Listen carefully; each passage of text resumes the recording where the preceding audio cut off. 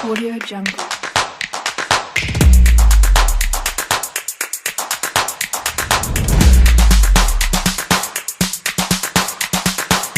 Jungle.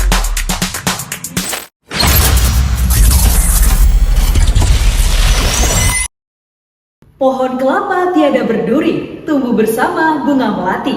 Izinkanlah kami memperkenalkan diri, datang dan siap, kamilah tim Mahatma Gandhi. Assalamualaikum warahmatullahi wabarakatuh. Shalom, Om Swastiastu, Namo Buddhaya, dan salam kebajikan bagi kita semua. Dewan juri yang terhormat, arif, adil, dan bijaksana, serta para pemerhati yuridis yang berbahagia. Perkenalkan, kami dari tim Mahatma Gandhi, peserta lomba debat Piala Muhammad Nasir Universitas Islam Indonesia dengan mosi perdebatan penguatan tata kelola dan efektivitas pemerintahan melalui revisi Undang-Undang Kementerian Negara. Saya, Revalina, selaku pembicara pertama yang akan menyampaikan opening statement dan closing statement. Adapun Finli Iqfahani sebagai pembicara kedua yang akan bertindak selaku pihak pro, dan Azhar Sirat Mustaqim sebagai pembicara ketiga yang akan bertindak sebagai pihak kontra. Dewan Juri, Undang-Undang Kementerian Negara merupakan undang-undang pelaksanaan atas ketentuan delegasi pasal 17 Undang-Undang Dasar 1945. Sebagaimana status quo bahwa Dewan Perwakilan Rakyat Republik Indonesia telah mengesahkan rancangan undang-undang tentang perubahan atas Undang-Undang Nomor 39 Tahun 2008 tentang Kementerian Negara. Dewan Juri, secara historis adanya pembahasan terkait revisi Kementerian Negara bukanlah hal baru. Pasalnya hal ini telah di judicial review di Mahkamah Konstitusi melalui putusan MK Nomor 79 Tahun 2011 yang kemudian kini menjadi pintu masuk terhadap adanya revisi Undang-Undang Kementerian Negara. Terdapat 3 poin perubahan dalam revisi Undang-Undang tersebut, yakni yang pertama, penghapusan penjelasan dalam pasal 10 Undang-Undang Kementerian Negara yang mengatur wakil menteri sebagaimana bentuk tindak lanjut dari putusan MK Nomor 79 Tahun 2011 pula. Yang kedua, revisi pada pasal 15 Undang-Undang Kementerian Negara yang mengatur secara khusus jumlah kementerian sebanyak 34. Dan yang ketiga, adanya penambahan ketentuan mengenai tugas pemantauan dan peninjauan undang-undang pada ketentuan tertentu. Dewan Juri, setidaknya terdapat 2 definisi utama dalam preferable mosi kita kali ini. Menurut ketentuan pasal 1 Undang-Undang Kementerian Negara, yang dimaksud dengan Kementerian Negara yang selanjutnya disebut kementerian adalah perangkat pemerintah yang membidangi urusan tertentu dalam pemerintahan. Adapun efektivitas pemerintahan adalah tercapainya tujuan dengan proses yang sederhana. Dewan Juri, adanya revisi Undang-Undang tentang Kementerian Negara pada prinsipnya tidak terlepas dari lahirnya reformasi politik, di mana memiliki konsekuensi terhadap perlunya tercipta mekanisme check and balances dalam penyelenggaraan pemerintahan negara. Jika dikaitkan dengan konsepsi politik hukum yang dikemukakan oleh Mahfud MD, mengkategorisasikan konsepsi dalam politik hukum menjadi beberapa bagian, yakni yang pertama, cita atau cetak biru yang diharapkan dari pembentukan hukum tersebut, yang kedua, proses politik yang melatar belakangi pembentukan hukum tersebut, dan yang ketiga, cara atau mekanisme apa yang menjadi ketentuan hukum tersebut dapat dilaksanakan. Dengan tujuan untuk mencapai kepastian dan kemanfaatan, menimbulkan suatu tanda tanya besar, apakah dengan adanya revisi Undang-Undang Kementerian Negara merupakan solusi yang efektif atau justru sebaliknya. Hal inilah yang kemudian akan dibedah secara komprehensif dari sudut pandang pro maupun kontra terhadap mosi perdebatan kali ini.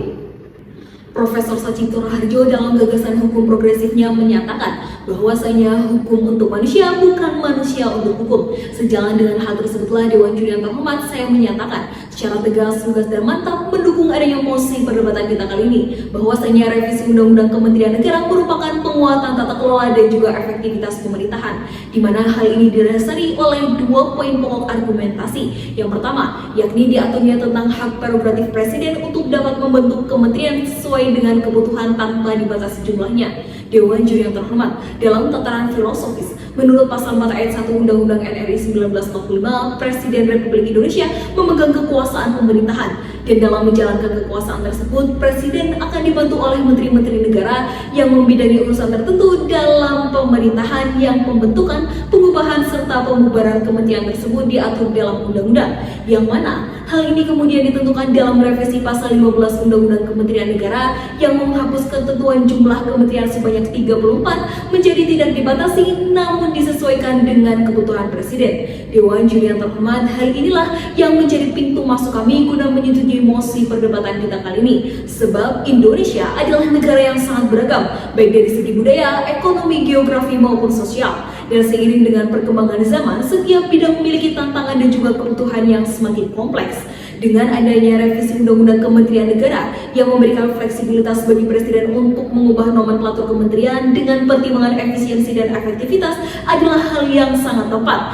Sebagaimana hal ini pun dilegitimasi dalam pertimbangan hukum putusan MK nomor 80 tahun 2019 dan juga putusan MK nomor 68 tahun 2022 yang mana pada pokoknya menilai prerogatif spesifik pada kewenangan pengangkatan menteri dan juga wakil menteri, yang mana MK tidak pernah memaknai penataan struktur kabinet termasuk jumlah secara umum karena hal tersebut merupakan hak prerogatif presiden. Argumentasi kami yang kedua, bahwasanya dengan diberikan fleksibilitas kementerian dengan prerogatif presiden sesuai dengan kebutuhan akan memacu adanya percepatan tata kelola dan juga efektivitas yang nantinya akan berdampak positif guna mendukung visi misi Indonesia Emas 2045. Dewan Juri yang terhormat, target Indonesia Emas 2045 untuk menjadi negara maju adalah target yang sangat ambisius, sebab fakta sosiologis empiris masih banyak sekali persoalan dan juga tantangan yang berat bagi pemerintah. Sebagaimana contohnya dalam dunia ekonomi, menurut data Badan Pusat Statistik pada tahun 2021, angka kemiskinan di Indonesia mencapai sekitar 10,14% dari total populasi. Pun Dewan Juri yang terhormat, dalam ranah pendidikan, Indonesia masih meningkati angka peringkat 54 dari 78 negara pada tahun 2021. Hal ini menunjukkan Dewan Juri bahwasanya masih banyak tantangan yang perlu diatasi yang memungkinkan memerlukan kementerian khusus dan juga spesifikasi yang jelas supaya dapat fokus pada tantangan isu yang dihadapi, yang mana hal ini didukung dengan adanya revisi Undang-Undang Kementerian Negara. Dewan Juri yang terhormat, salah satu contoh konkret yang saat ini sudah diimplementasikan pada kepemimpinan Presiden Prabowo Subianto, yakni dipecahnya Kemendikbudristek menjadi 3 bagian, yakni Kementerian Pendidikan Dasar dan juga Menengah, kedua Kementerian Pendidikan Sains Teknologi dan juga Pendidikan Tinggi, dan yang ketiga adalah Kementerian Kebudayaan. Dengan adanya spesifikasi ini, Dewan Juri, sebagaimana teori spesialisasi yang dikemukakan oleh Adam Smith dalam bukunya berjudul The Wealth of Nation, bahwasanya konsep spesialisasi dalam pembagian kerja dapat meningkatkan produktivitas dan efisiensi. Pun Dewan Juri yang terhormat, mari bawa perdebatan ini setingkat lebih kompleks dengan membawa kajian komparasi negara presidensial lainnya, di mana negara maju seperti Amerika dan juga Jerman dalam undang-undangnya mengatur fleksibilitas bagi pemerintah untuk mengatur jumlah kementerian sesuai dengan kebutuhan. Dan faktanya negara-negara maju tersebut pun memiliki indeks kemajuan yang tinggi dengan adanya ketentuan tersebut. Pun Dewan Juri yang terhormat, di sini kami sebagai tim pro pun turut menggagas adanya proposal novelty guna menjawab keresahan tim kontra terkait dengan tata kelola dan efektivitas untuk melindungi hak prerogatif presiden dalam membentuk kementerian. Pertama, sebagai langkah preventif, dalam masa transisi 14 hari setelah presiden dilantik, tim transisi akan melakukan analisis yang mendalam terkait dengan visi misi presiden terpilih sehingga dapat menentukan adanya jumlah kementerian yang dispesifikasikan dengan memperhatikan adanya ketentuan tidak adanya tumpang tindih. Kemudian Dewan Juri yang terhormat, kedua, sebagai langkah preventif, yakni dengan meningkatkan adanya evaluasi secara berkala pada kementerian setiap 6 bulan sekali, dan kementerian yang terbukti tidak optimal haruslah direshuffle. Yang terakhir, Dewan Juri yang terhormat pun kami menggagas adanya dikeluarkan KPK dari ranah eksekutif guna menjaga independensi dan juga konflik kepentingan. Dewan Juri yang terhormat, sebelum melangkah lebih jauh dalam ranah argumentasi, izinkanlah saya selaku pembicara 3 untuk menolak bahasan mosi kali ini. Dewan Juri yang terhormat, mari kita cermati beberapa hal yang patut dipertanyakan dalam pembahasan revisi Undang-Undang Kementerian. Pertama, adalah penghilangan jumlah batas kementerian yang semula adalah 34 menjadi menyesuaikan dengan kebutuhan dari presiden. Terdapat 2 permasalahan yang akan terjadi bila mana batasan jumlah kementerian ini dihilangkan. Dewan Juri yang terhormat masuk kepada permasalahan pertama. Bila mana nanti ada suatu pembatasan terhadap jumlah kementerian negara, hal ini hanya akan mengarah kepada penurunan performa birokrasi serta menambah permasalahan baru. Dina Miftahul Janah, seorang pakar kebijakan publik Universitas Indonesia, menyatakan bahwa tiadanya batasan dalam pembentukan kementerian akan berimplikasi kepada gemuknya kabinet, yang mana hal ini sangatlah bertentangan dengan semangat reformasi birokrasi yang sedang digaungkan. Ketiadaan pembatasan kementerian yang mengakibatkan gemuknya kabinet akan menyebabkan rumitnya alur birokrasi serta memicu adanya tumpang tindih kewenangan. Status quo telah menunjukkan bahwasanya dengan adanya pembatasan 34 kementerian saja masihlah membawa permasalahan terkait dengan tumpang tindih kewenangan. Lantas, bagaimana jika jumlah kementerian tersebut semakin banyak dan tidak dibatasi? Bukankah hanya memperparah kondisi saat ini? Dewan Juri yang terhormat masuk kepada permasalahan kedua Dewan Juri, yakni ketika ketika terdapat penambahan jumlah kementerian, maka berkonsekuensi logis kepada penambahan dari produk hukum yang nantinya akan dikeluarkan. Tentunya, dengan tiadanya batasan jumlah kementerian yang ada, maka sama dengan menghadirkan hyper-regulation bagi tata hukum Indonesia yang menginginkan efektivitas. Mari kita melihat kepada status quo dari jumlah peraturan kementerian yang ada. Tercatat bahwa saat ini Indonesia memiliki 14.456 peraturan kementerian. Akan menjadi kontradiktif bila mana semangat reformasi regulasi yang digaungkan saat ini berhadapan dengan aturan yang akhirnya tidak membatasi jumlah kementerian. Hasil yang bisa dipastikan adalah mustahil untuk mewujudkan tata kelola hukum yang optimal. Dewan Juri yang terhormat, mari kita bawa pembahasan kita kali ini setingkat lebih kompleks daripada sebelumnya dengan menghadirkan adanya komparasi negara terhadap bahasan kali ini. Apabila kita melihat kepada beberapa negara dengan sistem demokrasi serta birokrasi yang baik, maka di balik hal tersebut terdapat pembatasan jumlah kementerian yang terukur. Sebagai contoh, negara India. Negara India sebagai salah satu negara yang menerapkan demokrasi parlementer menetapkan adanya batasan jumlah kementerian dengan menimbang berdasarkan jumlah total anggota parlemen. Dalam pasal 164 ayat 1 huruf A Konstitusi India mengatur bahwasanya jumlah total kementerian negara tidak boleh melebihi 15% dari total anggota badan legislatif. Pengaturannya demikian akhirnya membuat India dapat menjalankan pemerintahan dengan optimal, sebab kabinet yang tidak terlalu besar tersebut tidak membebani anggaran keuangan pemerintah dengan cukup signifikan. Tentunya negara Indonesia yang juga negara demokrasi bisa mencontoh hal tersebut. Walaupun negara Indonesia bukanlah negara demokrasi parlementer, tetapi konsep pembatasan kementerian dengan dasar tersendiri berdasarkan kondisi Indonesia akan membuat tata kelola pemerintah akan menjadi lebih baik daripada sebelumnya. Dewan Juri yang terhormat, lex semper debit remedium, hukum selalu memberikan solusi. Untuk itu dengan menolaknya pembahasan mosi kali ini sekaligus menghadirkan adanya mekanisme yang dapat diterapkan agar tata kelola pemerintah dapat berjalan dengan lebih baik lagi.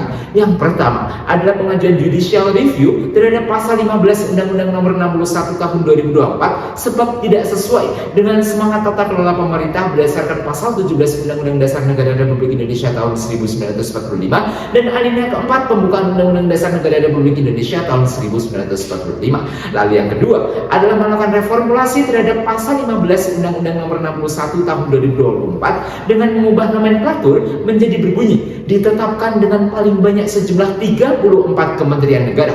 Lalu yang ketiga adalah melakukan penguatan pelembagaan kementerian yang ada dengan mencanangkan reformasi birokrasi yang terdiri dari 3 tahapan. Yang pertama adalah meningkatkan kualitas sumber daya manusia yang ada pada tubuh kementerian. Lalu yang kedua dengan melakukan simplifikasi alur birokrasi dengan menerapkan jalur komunikasi satu atap. Lalu yang ketiga dengan memaksimalkan pelayanan kepada masyarakat dengan membuat alur pelayanan yang cepat, sederhana, serta mudah untuk diakses. Dewan Juri yang terhormat, dari apa yang disampaikan di atas, rasa-rasanya tidak ada lagi alasan mengapa pada akhirnya Dewan Juri yang terhormat serta pemerhati hukum sekalian tidak duduk seperahu dengan kami untuk menolak pembahasan mosi kali ini.